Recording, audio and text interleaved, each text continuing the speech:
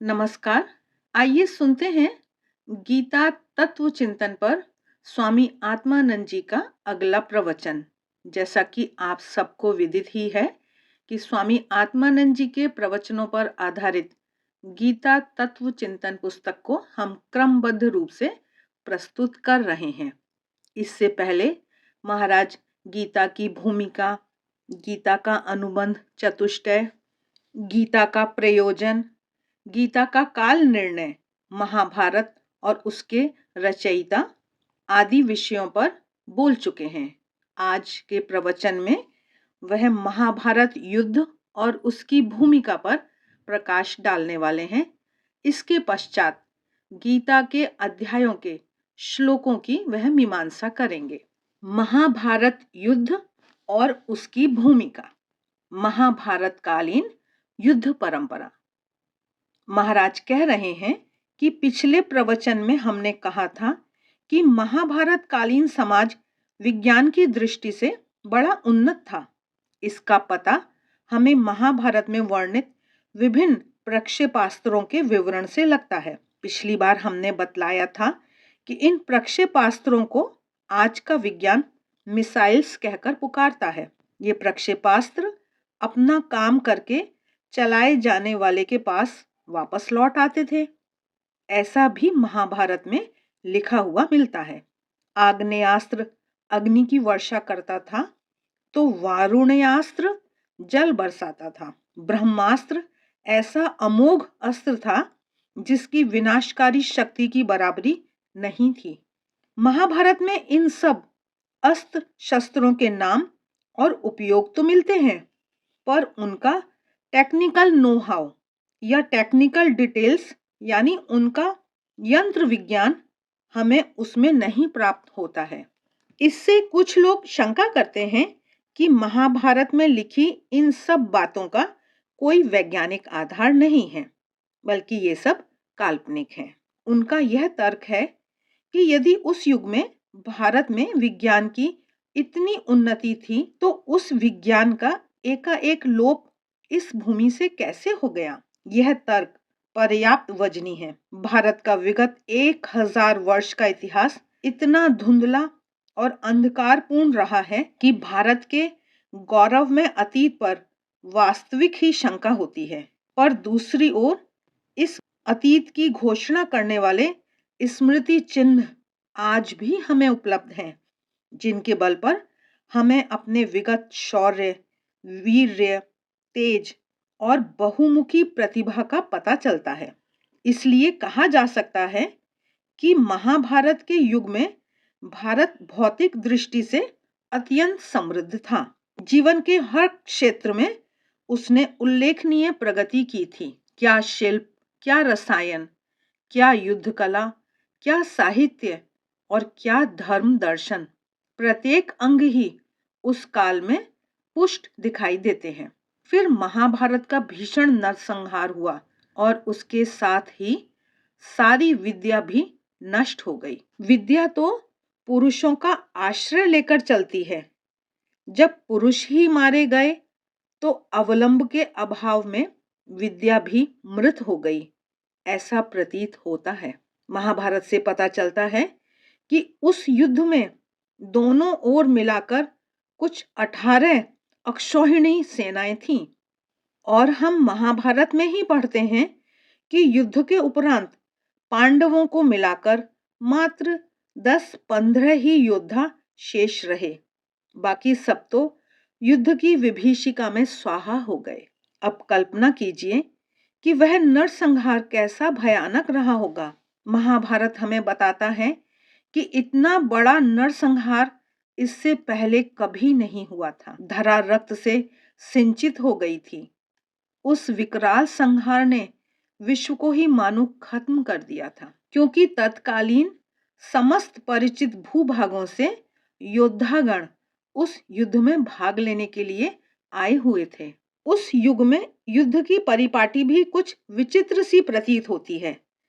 युद्ध के इच्छुक दोनों दल तत्कालीन राजाओं के पास सहायता मांगते हुए संदेशा भेजते हैं। जिस दल का अनुरोध पहले पहुंचता, राजा उसके अनुरोध को स्वीकार कर लेता और अपनी बड़ी सेना लेकर युद्ध में भाग लेने के लिए आ जाता। हो सकता है कि उस राजा की सहानुभूति दूसरे दल के साथ है, पर क्योंकि पहले दल का आमंत्रण उसे पहले मिला है, इसलिए परंपरा के अनुसार उसे पहले दल का ही साथ देना पड़ता। यही उस परिपाटी की विचित्रता थी। इसका दृष्टांत हमें श्री कृष्ण के जीवन में दिखाई देता है। दुर्योधन और अर्जुन दोनों युद्ध के लिए सहायता की याचना करने भगवान श्री कृष्ण के पास जाते हैं। दुर्योधन पहले पहुंचा। भगवान श्री कृष्ण सोए हुए थे, अतः वह भगवान के सिरहाने जाकर बैठ जाता है और उनके जागने की प्रतीक्षा करता है। अर्जुन भी इतने में वहां पहुंचा और दुर्योधन को सिरहाने बैठा देखा। वह भगवान श्री कृष्ण के पैरों की तरफ हाथ जोड़कर खड़ा रहा। जब भगवान उठे तो पैरों की ओर खड़े अर्जुन पर उनकी दृष्टि पहले पड़ी और बाद में उन्होंने दुर्योधन को देखा। दोनों के आने का कारण जब भगवान को मालूम पड़ा तो उन्होंने कहा कि क्योंकि अर्जुन को उन्होंने पहले देखा है, इसलिए अर्जुन का अनुरोध वे पहले स्वीकार करेंगे। इस पर दुर्योधन ने आपत्ति करते हुए कहा कि यह तो फिर पक्षपात और अनुचित होगा। दुर्योधन बोला, मैं पहले आया हूँ, अतः मेरा अनुरोध पहले स्वीकार होना चाहिए। अंत में जैसा कि हम पढ़ते हैं, भगवान श्री कृष्ण ने एक ओर अपने को रखा और दूसरी ओर अपनी एक अक्षौहिणी चतुरंगणी सेना को। अर्जुन ने भगवान श्री कृष्ण को चुन लिया और दुर्योधन को श्री कृष्ण की एक अक्षौहिणी सेना प्राप्त हुई। इस कथा से हमें उस युग की परिपाटी की एक झलक मिलती है। महाराज कह रहे हैं कि तत्कालीन विश्व के समस्त भूभागों के राजागण अपने धुरंधर शूरवीरों को लेकर कुरुक्षेत्र के युद्ध में सम्मिलित हुए थे। इनमें से कई लुप्त अस्त्र शस्त्रों के जानकार थे। वे लोग प्रचंड रणबांकुरे थे और युद्ध विद्या की सूक्ष्मताओं से परिचित थे। पर दुर्भाग्य ऐसा हुआ कि वे सब के सब युद्ध में मारे गए और उनके साथ उनकी विद्या भी लुप्त हो गई। इसीलिए महाभारत ग्रंथ, जो कि युद्ध के लगभग 50 वर्ष बाद ग्रथित हुआ, प्रक्षेपास्त्रों का यंत्र विज्ञान न दे सका। कारण यह था कि जो उसके जानकार थे वे तो युद्ध में मारे जा चुके थे। केवल अस्त्रों का परिचय और उपयोग मात्र ही ज्ञात था। अतः उतना ही वर्णन हमें महाभारत ग्रंथ में प्राप्त होता है। एक बार एल्बर्ट आइंस्टाइन से किसी ने प्रश्न किया, अच्छा महाशय, यह बताइए तृतीय महायुद्ध के संबंध में आपकी क्या राय है? उस समय परमाणु बम बन चुके थे और द्वितीय महायुद्ध में उसका प्रयोग जापान पर किया जा चुका था। उसकी भयंकरता को दृष्टिगत करते हुए प्रश्नकर्ता ने आइंस्टाइन से उपर्युक्त प्रश्न पूछा था। प्रश्न सुनकर आइंस्टाइन कुछ देर मौन रहे, फिर धीरे से बोले, यह तो मैं नहीं जानता कि तृतीय महायुद्ध का स्वरूप कैसा होगा, पर यदि कहीं चतुर्थ महायुद्ध हुआ तो लोग लकड़ी और पत्थर से लड़ेंगे। कितना सटीक और अर्थपूर्ण उत्तर है यह। इससे संभावित तृतीय महायुद्ध की विकरालता का बोध होता है। आइंस्टाइन मानते हैं कि तृतीय महायुद्ध इतना भयंकर होगा कि वह विश्व की समस्त संस्कृति और सभ्यता को नष्ट कर देगा।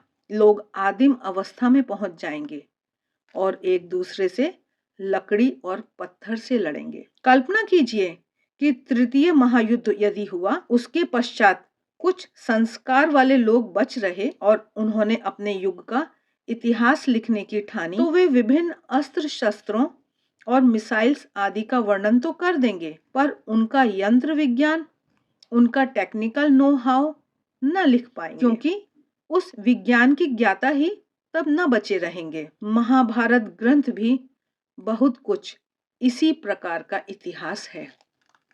आशा है यहाँ तक का विवरण आपको अच्छा लगा होगा। आगे आने वाले समय में भगवान श्री कृष्ण पर पक्षपात का मिथ्यारोप, इस विषय पर अपनी यात्रा को जारी रखेंगे।